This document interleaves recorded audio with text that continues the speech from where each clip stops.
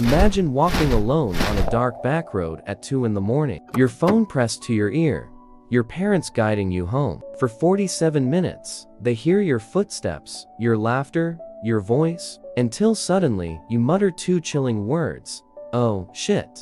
Then silence. No body, no phone, no trace. That was Brandon Swanson, and he hasn't been seen since. Tonight, we're retracing his final call, step by step, and exploring the chilling theories that could explain one of the most haunting disappearances in modern history. A 47-minute phone call is all that's left of Brandon Swanson. Every crunch of gravel, every confused landmark, every word he spoke to his parents has been dissected for over a decade. But the silence that followed his final words, "Oh, shit," is where the real mystery lives. Tonight, we're piecing together that final walk, from the ditch his car landed into the riverbank where his trail went cold. This is one of those stories that gets under your skin and stays there. 19 years old, Marshall, Minnesota. If you blink you miss it. Population barely 13,600 on County Fair weekend. Brandon was second semester at Minnesota West, studying wind turbine tech, and he could recite every Michael Scott quote on command.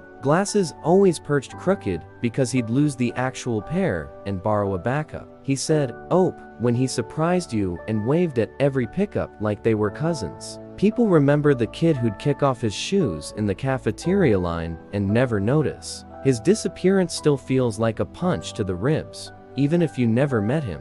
Tuesday, May 13th. Finals just ended. Dorms emptying fast. Brandon drove 30 miles west to Canby for a backyard party, maybe 15 people.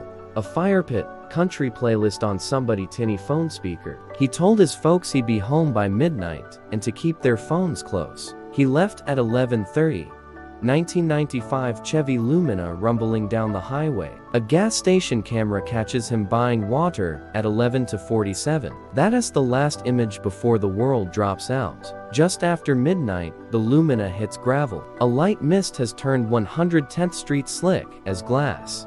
The car skids, slides sideways, and buries itself in a ditch. No airbags, just mud sucking at the tires. Brandon rocks the car reverse drive. Reverse only digs deeper. At 12:54, he calls his dad. "Dad, I'm in the ditch. I think I'm near Lind." He's not. Lind is 25 miles east. He's actually tangled in a maze of back roads between Taunton and Porter. Temperature, 39°F. Wind in the 20s with chill. Brian pulls on jeans, grabs a net, and they're out the door. 12:57 a.m. The three-way call starts. Brandon's calm at first, corn stubble, distant dog barking. Brian tells him, "Flash your brights so we can spot you." Nothing. They're scouring the roads around Lind, headlights sweeping empty ditches. 1:05 a.m. Brandon decides walking beats waiting. "I see a light on the horizon, probably a yard light." He sets off toward it, crunching gravel steady and even. He keeps saying, "Not cold yet," like he's trying to believe it. 1:15 a.m. They play landmark bingo. Mailboxes, reflectors, anything. Brandon spots two white reflectors side by side. Annette's got the county map in her lap. Nothing matches. First crack in the plan. 1:25 a.m. Brandon laughs. "Just scared a cow thing came out of nowhere." Brian's stomach drops. Cattle country is back near Taunton, not Lynn. 1:40 a.m. Fog thickens. His breath fogs the mic. Footsteps quicken. "I hear a car, Mom. Flash the lights." Darkness answers. 1:47 a.m. I see the lights now turn left at a sharp crack, like a branch breaking. Then a shout. The line stays open 3 more seconds. Wind. Maybe water. Then nothing. Annette redials straight to voicemail. They drive another 20 frantic minutes before calling 911. Dispatcher asks, "Is he over 18? Yes. Been 24 hours? No. Policy says adults can ghost if they want. Report filed. No unit sent."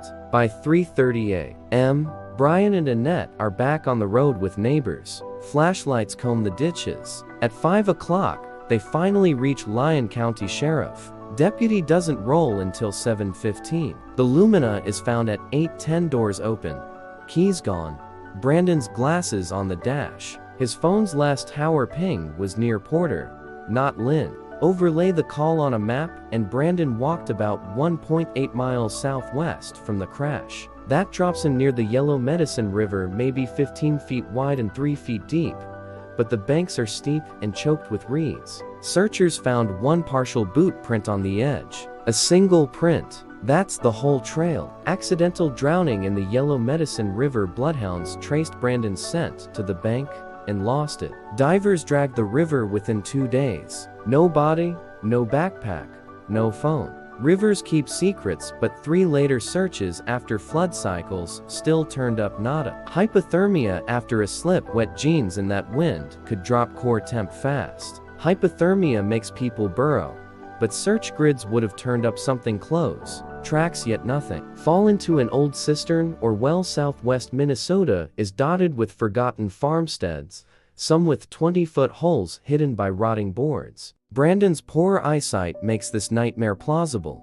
Ground-penetrating radar flagged 5 anomalies. 3 have been excavated to bedrock, still waiting on the rest. Foul play abduction. Stranger sees a lone teen, offers a warm ride. Brandon, cold and confused, climbs in. The "oh shit" moment could have been the instant he realized the driver wasn't turning around. 0 witnesses, 0 tire tracks, 0 phone pings since. Planned disappearance. Bank account untouched.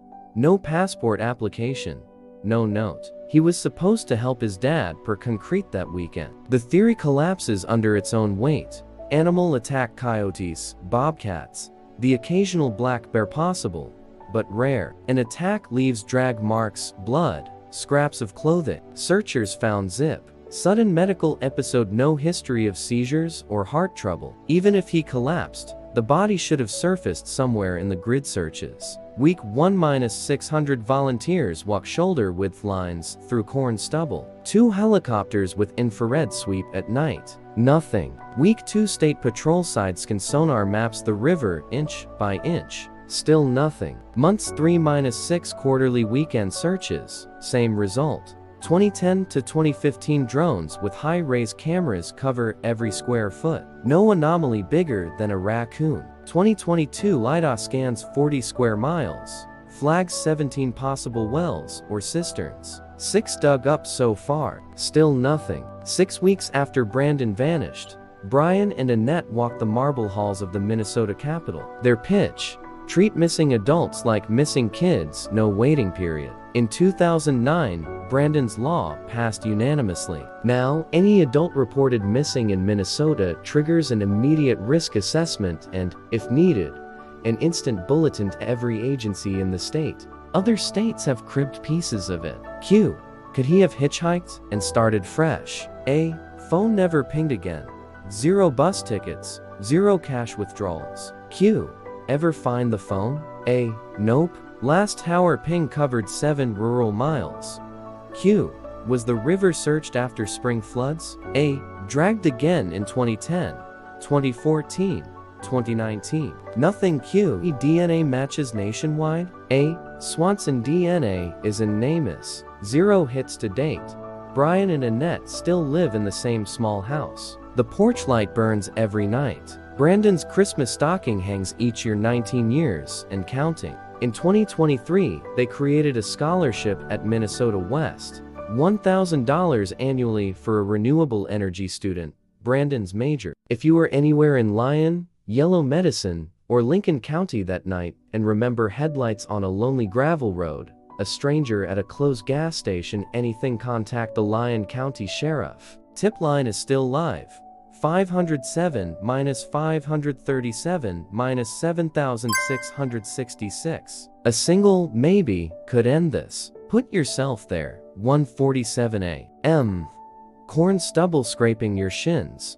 Fog so thick it feels like breathing metal. Your dad's voice is steady in your ear until the ground tilts, or a stranger steps from the dark, or the river grabs your ankle. One heartbeat you're talking, the next the world snaps shut. That's the Brandon Swanson case in a single instant. If Brandon's story moved you, don't let it fade into silence. Hit the like button so more people see his case. Share this video to keep his name alive, and subscribe to the channel for more stories of unsolved mysteries that still need answers. Every click helps these voices be heard. Every click helps these voices be heard.